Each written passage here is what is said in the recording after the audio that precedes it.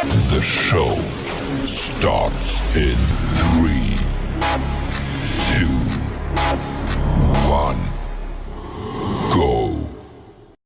Good morning, CaneSport. It's the 30th of July, 2025. I'm Gary Ferman, the publisher of CaneSport.com, joined once again this morning by our managing editor, Matt Shodell, as we discuss the news of the day. And it is big news, ladies and gentlemen, because it's media day, which means we get to literally talk to everybody on the team today, almost everybody.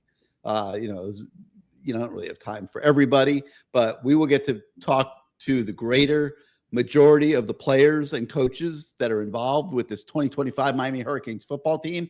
And that means we are going to walk out of there with troves of information, insight, interviews, videos to keep you guys fully entertained here for several days. And Matt, it's almost like for us, the official start of the season. I know training camp is not till Thursday, but media day is always a big day on our calendar because it lets us really go do our jobs. We don't always have free reign to do our jobs, but on media day, we have free reign. Like we can go talk to just about anybody and we can ask, good questions about different subjects.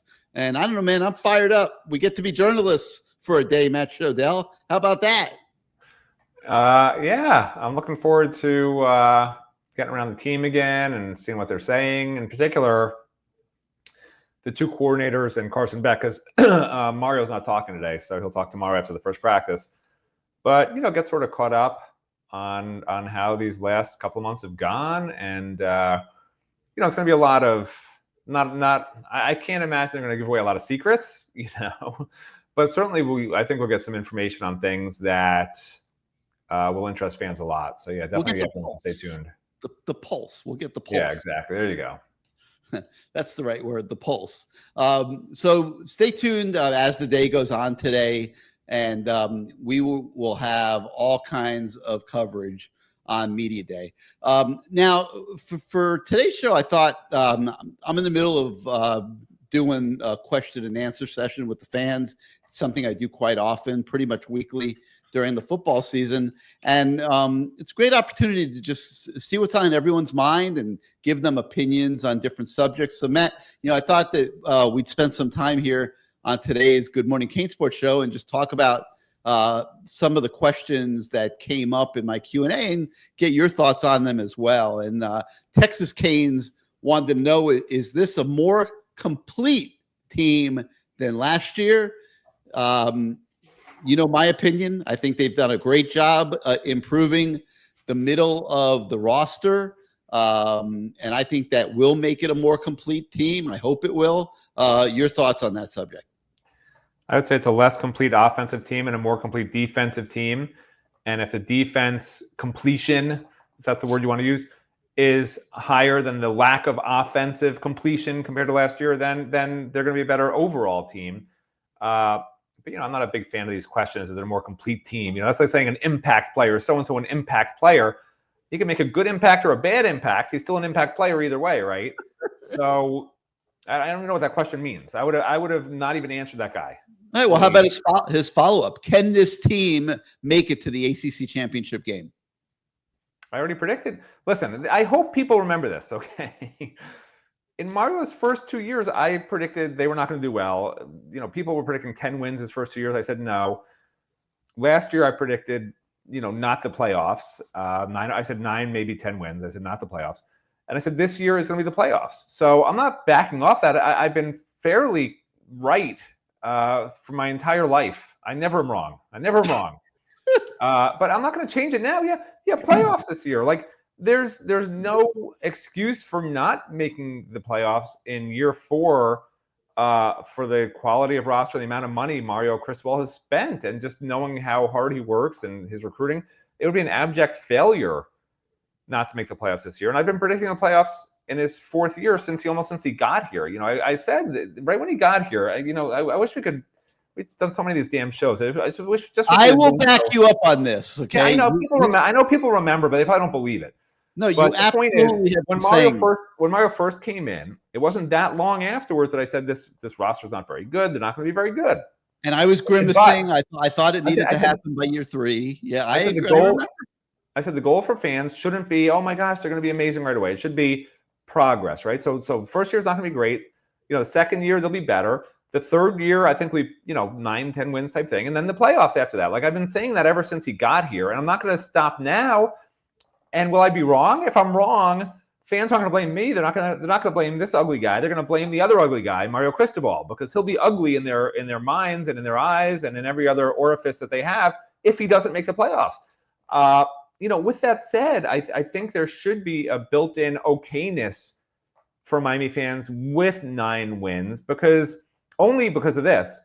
The one thing I didn't see when he first came in, and even last year at this point, I thought he'd be further along in terms of utilizing the recruiting that he did, development, right? Recruiting and development. This is one thing that I got wrong. I said when he came in, where we haven't seen this level of recruitment and development, but this has not been the case for 20 years at Miami. We finally have it. Unfortunately, we do not. Because they have 10 transfers, maybe even 11 transfers that are going to be in your starting lineup. And that immediately tells you that guys from other programs who either didn't work out there or wanted to make more money or weren't going to start or had to, whatever the case may be, right? Every guy's different, right? We're out there, welcome, whatever. They all have reasons why they left those programs and why they're here and why they're starting here. And whenever you take a ton of transfers like this, I think, over 20 transfers? The most transfers ever taken was this year. When you take that many transfers, you don't know locker room culture, right? Mario's big on building the culture. But when you have 20 guys from 20 different programs coming in with their own cultures that they have and their own mindset of, I have 1 year to make the NFL, are they going to buy into team first? Are they going to buy into Mario, kill yourself every single rep to the point of almost exhaustion, right? Which to some people who are playing for 1 year might mean injury, as Tyler Barron, right? I mean, he disappeared after the 4th game. It's like he didn't want to play anymore. Are guys going to Tyler Barron it, or are they going to Cam Ward it? You don't know. There's a small window for Mario to gather the information, right? In recruiting, he can recruit a guy for 4 years, 3 years, 2 years even, or a full year. Talk to everyone around the guy, family, friends. He says he talks to the custodians at schools, How does he treat you, Mr. Custodian? You get so much information. But when you come to the transfer portal, unless it's a guy he already had recruited, I got 3 days to figure out if we can get this guy. And you got 3 days to do your homework and 3 days to try and convince that guy he should come here. And meanwhile, you got 10 other guys in that small window you're trying to talk to and find out all the information. You keep your fingers crossed. Dennis Smith is a magician, but he's not a stalker. Well, maybe he is a stalker, but not to that extent. He's not a good enough stalker where he can stalk 10 guys in 3 days and find out every little thing about them. It just can't be done. So I'm not a fan of the transfer portal. People know this. And if Miami winds up with they know it. But this is, and I'm going back now to what I was talking about previously. That's why it should be baked into fans' minds that 9 wins is okay, because it's still not Mario's team. Yeah, every single player except for Ryan Rodriguez and Chase Smith is Mario's, but these were guys that were recruited, 10 starters and 20 plus players on the roster were recruited to other places, were at other places until this year, and now they're playing here not as true freshmen, but as juniors and seniors or whatever it may be. So to me, I'm giving him a little benefit of the doubt until we actually see his recruits play more. It makes me crazy they haven't. Are they not good enough? Have they not been coached up enough? We don't know the answers. Does Mario just love experienced players like every coach I've ever seen at Miami who plays experienced guys over better, younger guys who just don't get it sometimes? I understand they do it and why they do it, but I don't know where that ends and where that line is. So I don't really know where to go with it, but I'm hoping for the best. I'm Mr. Negative, right? But I'm predicting playoffs and 10 wins, and I'm telling fans they should be accepting of 9 wins and nothing less.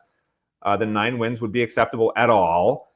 And then next year, I think we finally get our answer to here's the recruitment, here's the development. Because what I said when Mario took over and in the years after, I've said, year 4 playoffs, year 5 competing for a national title. I didn't expect, and I don't expect Miami to win the national title this year, okay? But I do expect them to make the playoffs. And then I think next year they should be in a position after all this effort, all this recruiting, everything that's Mario's that's being put into it, all the money that Miami's throwing at the program. How can you not be competing for a title at that point? And if you're not, that's frustrating, right? And it's been frustrating. People want to know how this became this. Just look at the last 20 years of a guy who covered this team. Do you think I want to cover a team where everyone's miserable by game 5 and game 6 in the program? A program where the media, to some extent, has become like the national media, like persona non grata. I mean, we used to walk up and down the sidelines, have a totally open locker room. Not sidelines, sorry, the sidelines at practices, right? Talk to anybody you want. It's become a much more reclusive, enclosed, keep the outside out, including the media, keep the inside in. And even when the media finds out stuff, which we do, don't report it, including heights and weights. God forbid we give away the secret information. So I hope Mario is doing what I believe he is doing correctly. And I do think he has it on the right path. And I think we're going to find out in the first 4 games of the year, we're going to find out very clearly if his transfer portal in lieu of recruiting, playing recruits is actually what he should have been doing the whole time. Because guys like Justin Scott could have played 400 reps last year instead of 80, right? And could have been starting this year with a lot more experience. But instead, you got David Blay, right? Who I would argue a Justin Scott who played a ton last year and got that experience. I'd rather have him than David Blay from Louisiana Tech, but that's just me. I'm not a coach. See how that plays out. You might get that. You might just get that. All right. JST 390 on a scale of 1 to 10, with 10 being the greatest level of confidence, wants to know how confident we are that the defense will not be the Achilles heel like last season. What do you think? I'd say like 8.13762. Like that's where I'm at right now. Yeah, that's about right. Yeah. I would I'm fairly confident. Yeah. I would say 7 just because we haven't seen anybody. Like, you just talked about how, all these new transfers are starting and everything. We've never seen them play in a game. Tell me the question again. Read the entire question again. Let me hear the question one more time. Scale of 1 to 10, with 10 being the greatest level of confidence. Right. How confident are we that the defense is not going to be the Achilles heel again this year? Well, again, these are poorly phrased questions, right? Are we saying how confident we are that it'll be a lot better than last year? That's my 8.12735. If you were so confident they're going to be better, but you would say 10. But if that question is this a championship, an ACC championship level defense? I'm saying a 6, right? I don't understand the question. Maybe I'm an idiot. How confident are you that the defense will not be an Achilles heel? I'm going to say 7 for me. Because we haven't seen anybody what's do your anything. definition of Achilles heel? Is it last year's defense? Is it what's the bar? Where's the bar? No, they're saying last year's defense was an Achilles heel. Yeah, so compared to that, I'm over 8. Are you confident that won't be the case this year? Of course. Let me simplify it for you. Yeah, I'm higher than 8 on that. All right. I'm putting myself at about a 7 because we haven't seen anything. It's all conjecture. How can this defense be as bad as last year's defense after adding those cornerbacks? And the only issue to me is safety and defensive tackle, but safety play was terrible last year. So it's really just defensive tackle is the only place where it could really step down significantly. Yeah, and it wasn't that great at defensive tackle last year. Are Justin Scott and Armando Blunt, this is Kane 1983 asking this question, are Justin Scott and Armando Blunt ready to make a 5-star impact? No. Unfortunately, no, because Armando Blunt's going to be a backup. And Justin Scott didn't get the reps he needed last year to probably earn the coach's trust as a day one starter. I mean, to put him in, it's a disservice to him to put him in against arguably the best rushing offense in the country in game 1 against Notre Dame when you have 2 experienced guys in Ahmad Moten and David Blay. So I think Justin Scott probably begins the year as the number 3 defensive tackle and probably gets less reps in those 2 to start. And then I think he gets more and more reps after that. But how can we say he's a 5-star right now? I mean, if he was a 5-star, when 5-stars come in, like you look at Jackson Cantwell, he benched 225 reps 32 times. Like he has NFL level numbers already. Francis Mauigoa comes in, he's a day 1 starter. Cantwell will be a day 1 starter. Justin Scott showed up and barely played. So how can we say that he's going to be a 5? I can't sit here and say he's going to be a 5-star defensive tackle this year and this amazing defensive tackle because if he was that good, coaches would have played him last year when they had all sorts of problems at defensive tackle as it was with injuries. You had to use Moten a lot. The fact that they barely played Justin Scott, it means that I'm not quite sure that they feel confident in him just yet. So why would that be, Matt? You don't think he was really a 5-star coming out of high school? I mean, Well, this is defensive tackle is a second tough year now. position. I mean, It's a tough position as a true freshman because you have to have. But he was a 5-star because he had the strength and the athleticism and the quickness. He's supposed to have that all. That's why you're a 5-star defensive tackle. I understand it's a lot easier to play as a true freshman running back or other spots, skill positions, than it is to be with the big boys. But that's why he was a 5-star, and he clearly, in the coach's minds, wasn't ready. And so I can't. My point is, maybe he'll be great this year, but I am a strong believer that fans love to just say this guy's going to be great, right? Before Emory Williams was bad, he was supposed to be great. Bring him in. Tyler Van Dyke sucks. Emory Williams is the future. He's amazing, right? And now it's Luke Nickel. Oh, take if it comes down to Luke Nickel versus Emory Williams. Whoever you've seen, the guy you haven't seen is going to be great, right? Because they were a 4-star, they were a 5-star in high school. They were dominating all these 4'2" kids. Well, you know what? I am a strong believer in what I see and what you put on tape, not against a bunch of 4'2" guys, but against really good talent at the next level, at this level. And when you have a guy who hasn't had a chance to do it yet, I'm not going to sit here and say he's going to be amazing. I'm just not. This is not me. I know some people will do the opposite and say Armando Blunt and Justin Scott are going to be two of the best linemen in the ACC, and maybe they will be, but I'll say it once I see it, right? and I know it sounds weird and like, how can I ever be wrong if I say that? But it's the truth. You're just guessing otherwise. You're just hoping and praying, because when you talk to Miami coaches about their players, they will tell you off the record, on the record, wherever you want it to be, they will tell you how great their players are. There's a reason they took every one of their players. Every single player on this roster has the ability to be a superstar. That's why they're here. But some of them have to get a little stronger, a little faster. They have to get their minds right. They're not working hard enough. You can go down the list of things. Every single player has things to work on, even the Ruben Baines and now Noahs of the world, right? And some just have more to do than others. But until you see it, you don't know. That's the bottom line. Just like Gary Ferman, you look at him in this podcast, it looks like he has no hair, but when you meet him in person, he has hair. You don't know until you see it. I just got my hair cut. I have hair. It's just like, you know what I hear on these podcasts? It makes us look bald because the angles are terrible. Gary Ferman has a full head of hair. He's like an 18-year-old, but on this podcast, he looks like me. Let's do it like this. Let's just do our podcast like this. 1983 also wants to know which cornerback is most likely to get reps at safety. I don't think any of them are, Matt. I think they got enough safeties, and I think they have enough cornerbacks. I think the corners are going to be a corner. The safeties are going to be at safety. Wow. Okay. Who am I to contradict you, right? You pay my salary. They have enough salary. They have enough safeties, Gary. 100% they have enough safeties. What do you need? 2 safeties. They have 2. It's perfect. They have enough. Why would they move a cornerback there? All right, Kane919 is asking, what positions lack the depth needed for a full season? How about that one? Well, that's a great question. So anyway, I mean, look, honestly, if it was me, I wish they had used Xavier Lucas a little bit at safety in the spring, because you talk to people who know Xavier and coach Xavier, and I have talked to those people, and they say he could be a safety. Like, not that he should be a safety, but he could be a safety. And maybe they don't want to make him upset because he may have to testify against Miami at some point. I don't know. That's a joke. But no, he would make sense. Jadaeus Richard would make sense. Other guys, somebody on the message board is like Damari Brown. No, Damari Brown's not a safety. A safety has to be a really, really good tackler, good enough speed, and he has to be pretty physical, like a pretty solidly built guy. And that's, not really Damari right now.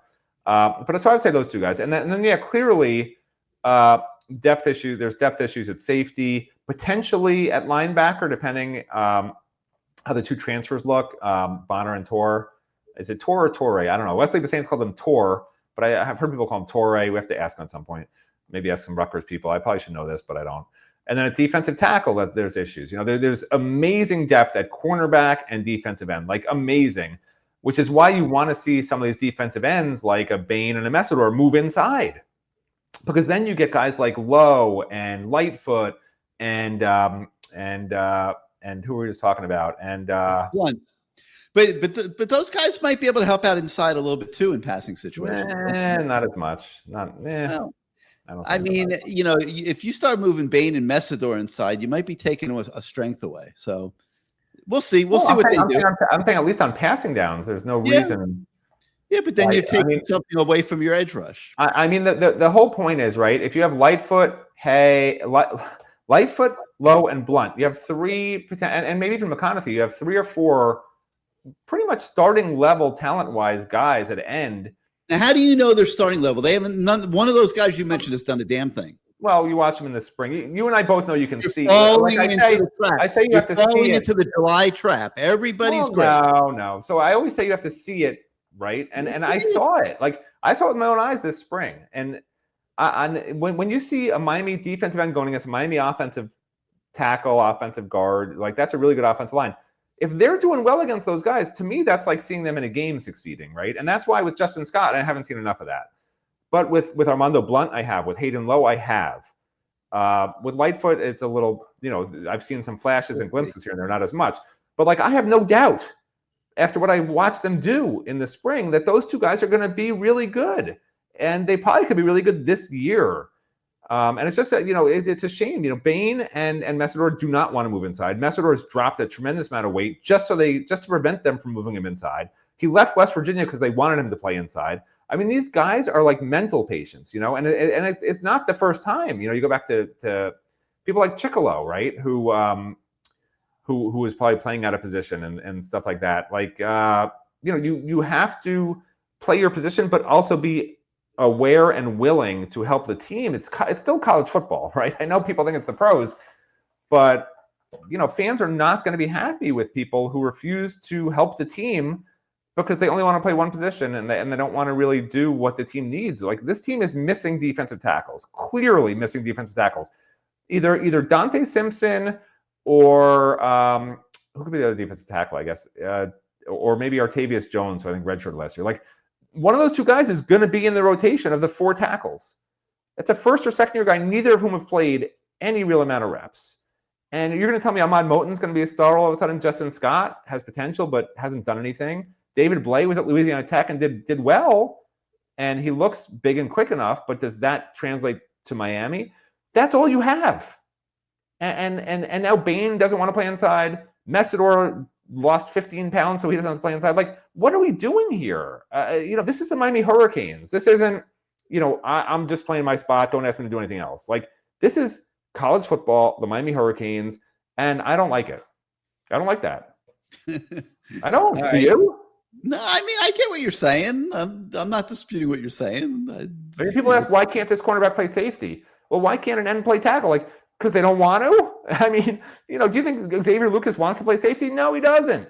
But if a coach tells you that's what you're playing, I played sports. If a coach told me I'm playing whatever, like, I go and play it. I don't say, nah. Yeah, like, I don't look at Xavier Lucas and say, he's got to be a safety, okay? He's not a safety, but he can play safety. Yeah, I don't look at Murray Brown and say that. Like, but there have been players, obviously, in the past that needed to be playing different positions, and they wouldn't let the coaches make those moves, and they wasted their college careers. Hello, James Williams, who's now a linebacker in the NFL, who they're saying you think there's so many of these guys, and so many that nobody even talks about. Yeah, I mean, it's ridiculous. It's supposed to be a team sport, and it's not. No, these guys are, once they start making a lot of money, also it makes it a lot harder to tell them what to do. When they have agents involved, the agent's going to get in the coach's ear, right? You think these agents and parents aren't calling these coaches all the time when they get pissed about something? I mean, it is a tough business to be a coach in right now. It really is. All right, so JUP Kane wants to know, how close is Miami to the Georgias and Alabamas of the world? Is there still a mountain to climb or just a little bit of a hill left? What do you think, Matt?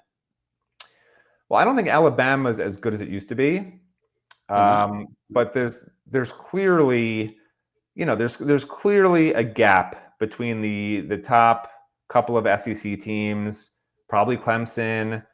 You got the Ohio States of the world, right, and then the Miamis. Like Miami right now is probably the second best team in the ACC. Like that's on paper what it sure as heck looks like to me, and I think there's a gap between Miami and the third best team, which would be probably SMU, maybe Louisville. So the second best team in the ACC, it still should be a top 10 team, right? It still should be a playoff team, especially with 16 teams in the playoffs. So that's why I'm saying Miami will and should be in the playoffs. But how many times have we seen that what you think in the preseason that actually happens at the end of the year? It's actually pretty rare. Like if you look, and forget FSU last year being so different from being predicted to win the ACC. If you look at all the predicted finishes, and actually I'll call it up after you start talking again, but literally at least half the teams as they were predicted by the ACC media in the preseason to where they finished were like not even close. And I'll look it up right now with whatever your next question is. Well, I mean, they need to be closer this year. I mean, we can't keep talking year after year after year about this great gap with all these SEC teams. I mean, Georgia Tech beat Miami last year and then went toe to toe with Georgia at the line of scrimmage. I mean, they were able to match up. I mean, it's not like this insurmountable beast out there anymore. I mean, it's kids playing kids in a sport, and they've recruited some big dudes here, especially on the offensive line. And if the Miami defensive line can't match up, Miami offensive line can't match up with any defensive line in the country, then I don't know when it ever will. I mean, this line is big, it's good, it's power. Like this offensive line this year should be able to match up with anybody. So hopefully there's not that big of a gap. Hopefully it is, if anything, a little hill, and maybe even not that. You got to make it to the college football playoff to find out. So listen, as we sit here and talk about how, Clemson's top, Miami's second best, here's what I'm talking about, right? So last year, the preseason pick to win the ACC was Florida State, which wound up finishing last. They were picked first, they finished last. Okay. SMU, which finished first, was picked to finish seventh in the preseason, and not even a close seventh. They were well behind Virginia Tech, which was picked to be sixth. And Virginia Tech, of course, finished with a losing record. Okay. I didn't see the picks this year. Did you see this year's picks? I didn't see them. They never sent them out after ACC Media Day. Yeah. And then you have Syracuse, which was a pretty good team last year, right? 10-3. They were picked in the preseason to finish 12th in the ACC. So, and you can go down the list. Like there was more really off last year than there was correct last year in the preseason poll. And these aren't dumb people. These are voted on by media members who know their teams, right? Like we think we know Miami. These are people who think they know their teams and know the ACC. And that's why it's sort of scary as we sit here and say, yeah, Miami's going to, make the playoffs. And you look at all these teams that were picked to be really good last year. Like last year, Miami was picked to be third in the ACC, and NC State was picked to be fourth. And NC State wound up with a losing record, So the only ones that really were somewhat close last year to what they were picked at was Clemson second, Miami third, right, which was actually right on both of those. Louisville was picked to be fifth, which was right on. And other than that, maybe Virginia Tech was sort of, was picked sixth, but they had a losing record. And then, as we said, SMU was seventh, and then you go on the list, like there just was not a lot. Georgia Tech had a winning record, but they were picked ninth, right? Cal was picked 10th, and they went 2-6 in the conference. 10th out of 17 teams, right? Duke was picked to be 11th. They wound up with a 9-4 record. Syracuse, like we said, 12th. So Pitt was picked 13th. They had a winning record. You just go down this list, and it's just like nobody knows anything. Boston College was picked 14th. They had a winning record. So yeah, as I look at it, actually, it's more teams were very far off from where they're predicted to be than were actually correctly somewhat picked right.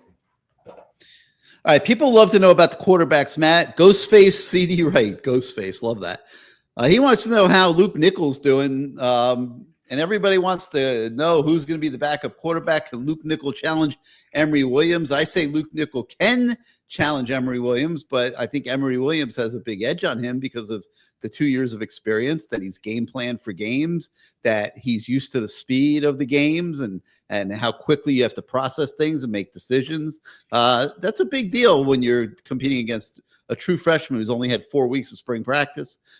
Luke Nichols is going to be great. I personally expect Emory to be the backup quarterback this year, and I think you're going to see a refocused Emory. I think he got a little too comfortable in his backup role to Cam Ward last year. And at the end of the year, when he got a chance to play, and they weren't necessarily expecting it the way they probably should have, but he was not as ready as he could have been. And everything fell apart around him as well. It looked really bad. The fan base turned on him. I say Emory Williams makes a comeback this fall, Matt, and holds off Luke Nickel for the backup job. But all bets are off when it comes to 2026, unless another whale shows up in the transfer portal. I think that's going to be one heck of a competition next spring. Yeah. I don't think they have sent out the ACC. No, I didn't see it. Yeah, I don't think they sent it out yet. But they certainly have it from ACC Media Days. But yeah, look, if we're looking to the future, I honestly think Miami's going to take another transfer portal quarterback in 2026. They're going to need to take a handful of guys next year. I just find it hard to believe, if Carson Beck plays the whole year, right, stays healthy, if he stays healthy, he's going to play the whole year, then Luke Nickel won't have played anything. You're not going to really know if Emory Williams is that much better from playing garbage minutes. And then you got a new freshman coming in. You got Judd Anderson, who hasn't looked real good. And I don't think Mario is going to be comfortable with that. So yeah, I understand that people are excited about Luke Nickel. But as I said earlier, it's because he just hasn't played. If he plays in the first game and is terrible, or the second game or the third game or whatever, and is terrible, then fans will be like, oh, he's awful. And the truth is, he looked pretty bad the first 2 weeks of spring practice, the first 2 playing weeks of spring practice. And then he got better and better. And by the spring game, he actually was pretty good. So, I would say the jury is certainly still out on him. And I would say the jury is certainly still out on Emory Williams. But I agree. I think there's no doubt Emory Williams is going to be the backup this year. And if something happens, he'll be the next guy in. And I really, you can, mark this spot, because I do predict Mario will take a quarterback in the portal in 2026, with the idea being that he'll start again. It's almost like it's like a toy, it's like it tantalizes you. Like, if you could go get the best quarterback in the country every year out of the portal, or one of the top couple best, how do you resist that and say, I'm going to ride with my guys that I recruited this year? I mean, at some point you got to play these guys. You got to play Emory, or you got to play Luke, and you can't just keep bringing in Cam Ward and Carson Beck. And it's going to be interesting to see. I think that's a to be determined. I think this is a big fall camp for those quarterbacks, and a big fall in general for them, and how the coaches feel about Emory Williams and Luke Nickel coming out of the season this year is going to determine the outlook as the transfer portal opens in December. So I don't think we know what's going to happen yet. It's going to be really interesting to watch this develop. In the meantime, Zesky78 is talking about the NIL and the collective, Matt, and he wants to know, is the collective in full-blown Friday Night Lights beat 'em mode, or are they still thinking 1 year out, we can compete in one more year? They're spending way too goddamn money to be thinking 1 year out, Matt. I think they're in it to win it now. And what's interesting is, with this level of money being spent, how does the university and the donors manage expectations if they don't make the college football playoff? Yeah, I'm still not quite sure collectives are going to be as big a piece in the future. I mean, they certainly are right now, but they're trying to change some rules and have the school really manage its own money more, and you have to prove that you're doing something for a company or something with some oversight committee. I don't know how you prove you're doing something for a collective. But as it sits right now, I think Miami is as well positioned as anybody. I know they get outspent on some recruits. They'll get outspent on players, but so do other schools, right? I mean, that's normal. I think Miami's in the top tier. If you have tiers of teams that have the haves and the have-nots, Miami's right in the top tier of the haves.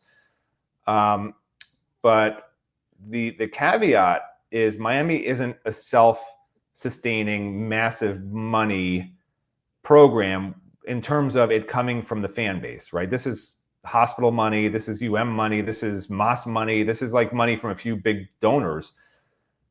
These other massive universities over the giant amount of time, the next 50 years, right?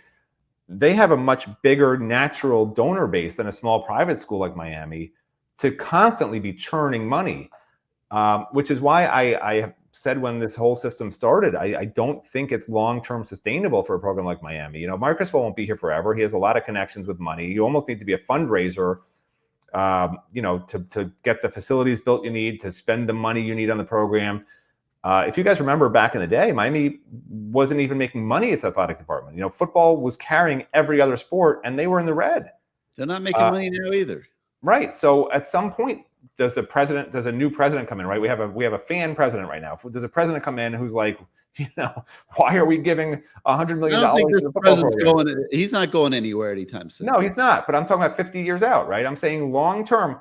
These other schools, the Floridas, the Ohio States, even the Florida states, right? These state schools that get matching funds from the state and have ginormous alumni bases that are donating money to these collectives. I think it's in Miami's interest for all collectives to be gone because Miami has the big donors. They don't need the collective the way other programs do, where other programs are like, hey, send us $10, and they're collecting $1 million just from a bunch of fans that day. That doesn't happen out of Miami. So as it sits right now, we're fine, but I would like to actually see the system changed. I don't think it's a good long-term system for Miami having these collectives, simply because of that. So yeah, as a collective position, yeah, it's positioned fine. Miami just, Mario has a budget. He has a salary structure within the program so that, you're not paying a second string running back more than your first string running back, for instance, like that sort of thing, right? Like they're not going to just, I'm going to leave unless you give me this amount of money. Yeah. I want more than the starter. Well, we need you. So yeah, here's your money. That's not what Mario's going to do. So other programs might do that. Mario sticks by his guns, and good for him. You can't let, the inmates run the asylum. It's probably a bad, is that a bad saying now? I don't know. I'm old, so I'm allowed to say it. You can't knock everybody for wanting to be a millionaire, but everybody can't be a millionaire. Yeah, you have to have some structure in your program. And plus if that happens and the starter gets upset and he wants more money and you're just winding up with upset players and spending tons of money. Yeah. So good for Mario. I like his system, the way he does it. Yeah. All right. Well, you guys can follow more of these types of questions in the story that's on the website. A lot of really good topics thrown out by the fans, and we'll continue to build on that as the week goes on. Like I said, Media Day today, we will be bringing tons of coverage to you as the day goes on. So make sure you stay tuned for that. And you've seen the information on the bottom of your screen. If you're not yet a subscriber to CaneSport.com, your subscriptions literally allow us to do what we do every single day to make you guys the best, most knowledgeable fans in America. And we let Matt entertain you every now and then as well. But if you're not yet a subscriber to CaneSport, please come on over to our website, become a subscriber. It really means everything to what we do every day. So for Matt Shodell, I'm Gary Ferman. Thank you so much for starting out your day with us, everybody. And we will see you next time.